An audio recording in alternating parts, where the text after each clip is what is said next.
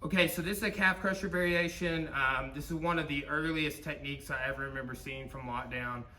I was fortunate enough that my first year on the mats, I've been doing jiu-jitsu going on 17 years, that I got to see lockdown, a whole seminar, a whole day of training on it.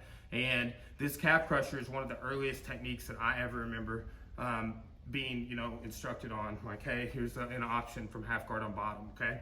So what I'm gonna do with this is, essentially I'm gonna come through like this, right? So getting behind like this is not an uncommon situation to see in half guard, but this calf crusher, how we're gonna set it up is gonna be a little different.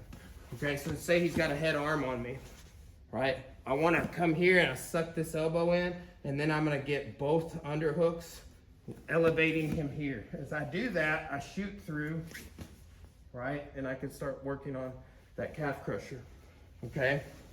So, again, he's got head arm.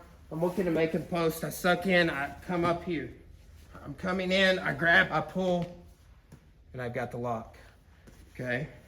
We'll do one more from the same angle. So he's head arm. I make him post, I suck everything in, I get up here, shoot through, and I grab, and I'm rolling my shin in a circular motion away to make that go into his calf muscle more, right? So this is a calf crusher from the lockdown, from the half guard.